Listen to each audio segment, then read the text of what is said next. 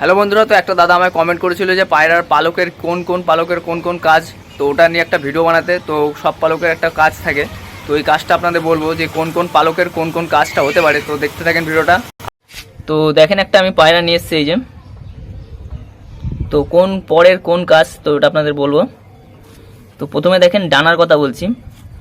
যেসব পায়রার ডানা বগলগুলো চওড়া চওড়া হয় আর এই বগলের পালকগুলো অনেক বড় হয়, ওইসব পায়রা অনেকক্ষণ ধরে হাওয়ায় ভেসে ভেসে উঠতে পারে, মানে এই জায়গাটায় ওরা হাওয়াটা বাদিয়ে উঠতে পারে।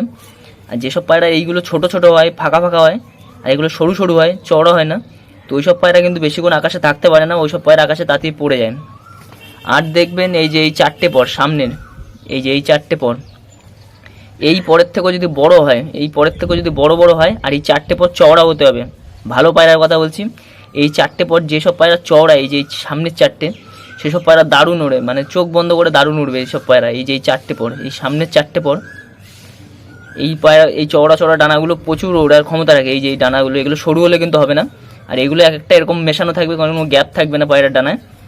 আর দেখবেন হলো এই যে 7 নম্বর পরটা, এই পরটার কাজ কি? এইটা হলো পায়রার নজর। এই দেখেন, এই যে এই 7 নম্বর, 8, 9, 10 তিনটে ডানাই কিন্তু একই রকম। দেখেন তিনটে ডানার শেপ কিন্তু একই রকম। এগুলো যদি আলাদা হতো তাহলে ভাবতেন এই পায়রার নজর খারাপ। এই 7 নম্বরের মতো যদি না হতো এই তিনটে, তাহলে বুঝতে পারতেন যে এই পায়রাটার নজর খারাপ আছে। এই যে 7 নম্বর পালকটা দেখেন, এই যে 7 নম্বর পালক দেখেন, 8, 9, 10-এর সাথে ম্যাচ খাবে, আরও আবার এই যে 6 নম্বরের সাথে ম্যাচ খাবে। এটা হলো নজর পায়রার। এই যে 7 নম্বর পালকটা এই চারটের সাথে ম্যাচ খেলে এটা ভাববেন নজর। যদি এইটা মুখটা গোল হতো, এই যেটা মাথাটা দেখছেন লম্বা আছে একটু, তো এটা যদি গোল হতো তাহলে কিন্তু এই জিনিসটা নজরের মধ্যে থাকতো না, যদি এই পালক তিনটের সাথে ম্যাচ না খেত। আর একটা জিনিস বলে দিচ্ছি, এই দেখেন এই পায়রার মুখ ছুঁচলো, মানে এটা তো ছুঁচলো ডানার পায়রা না। যেসব পায়রার ডানা দেখবেন ছুঁচলো, সে পায়রা উপর থেকে উঠবে। যে পায়রার ডানার মুখটা ছুঁচলো, এটা হলো গোল ডানা। এ দেখেন, এই যে মাথাগুলো ছুঁচলো হবে, একদম শুয়ের মতো ছুঁচলো হবে। আর এই ডানার একটা শেপ দেখেন, এই যে এটা দেখেন হালকা জাস্ট এরকম ব্যান্ড, কিন্তু কিছু পায়রা আছে যে এরকম ব্যান্ড গিয়ে আবার এরকম ওঠে। আমি এই ডানাটা দেখাচ্ছি, দেখেন বুঝতে পারবেন কিছুটা। এই যে এই ডানাটা দেখতেছেন, 7 নম্বর পালকটা হালকা গিয়ে একটু উপরে উঠবে, আরও বেশি উঠবে, ওটা তরলের মতো হবে। ওই পায়রা নিচ থেকে উঠবে, মানে শালিক পাখি যেরকম হাইটে ওড়ে ওর থেকে একটু বেশি হাইটে, ওই হাইটে উড়ে দৌড়াবে। আর এই যেসব পায়রা দেখবেন 9-10 সমান, এই যে 9-10 সমান, সেসব পায়রা 3 তাওয়ায় ওড়ে। 3 তাওয়া বলতে গেলে মানে একদম বাড়ির ছাদের নিচে চলে আসবে, আবার মাঝ আকাশে উঠবে, আবার ডিপে চলে যাবেন, এরকমভাবে উঠবে। আর যেসব পায়রা দেখবেন এই যে 9 নম্বর পালকটা 10 নম্বর থেকে বড় হবে, অনেকটা বড় হবে, সেই সব পায়রা কী করবে? 2 তাওয়ায় উঠবে। 2 তাওয়া বলতে গেলে এই পায়রা হাইটে যাবে, লংয়ে যাবে, আবার মাঝ আকাশে আসবে, একদম নিচে চলে আসবে না। এই পায়রা একদম নিচে আসবে না, মাঝ আকাশ থেকে উঠবে, একদম মাঝ আকাশ থেকে বেশি টাইম লাগাবে এতে। তো ডানা তো অনেক কিছু জানতে পারলেন। আর একটা জিনিস দেখাচ্ছি, দেখেন যেসব পায়রা লেজ বড় হয় সেসব পায়রা কীভাবে উঠবে? সেসব পায়রা লেজ বন্ধ করে উঠবে, লংয়ে দৌড়াবে। যেসব পায়রা লেজ বড় হয় সেসব পায়রা লংয়ে দৌড়াবে, আর এদের ব্যালেন্সটা খুব খারাপ হয়।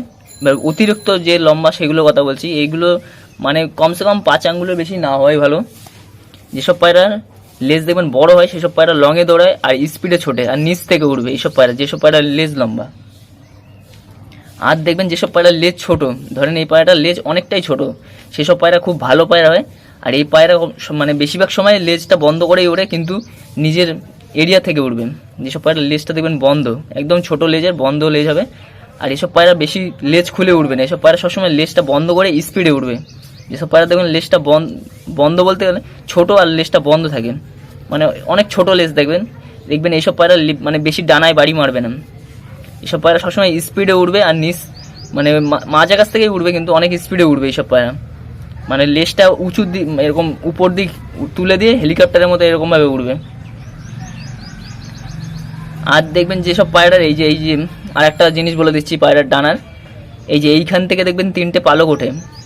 এই যে এইখান থেকে 3টে পালক ওঠে, এই 3টে পালকের মধ্যে যদি একটা বা দুটো পালক উঠে যায়, তাহলে কিন্তু একটা জিনিস প্রবলেম হবে, পায়রা এরকম ওড়ার সময় এরকম কাঁপবে। তো আপনি বুঝতে পারবেন যে পায়রাটা কাঁপছে কেন উঠতে গিয়ে। এই যে এখানে পালকগুলো, এইটা কিন্তু ওরা সবসময় ফেলে না, এটা ফেলে বর্ষাকালের সময়, এটা বছরে একবার ফেলে। এই যে এখানে 3টে পালক আছে এখান থেকে, এই যে এইখানটা আছে, এই যে এই পালকটা এখানটাই আছে, 3টে পালক আছে, আপনার দেখাতে পাচ্ছি না, পায়রাটা লাফালাফি করবে।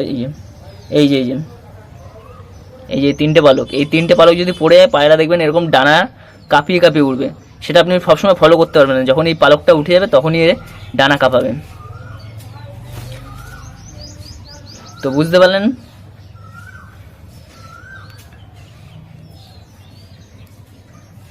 আর দেখবেন যে পায়রার এই যে এইখানের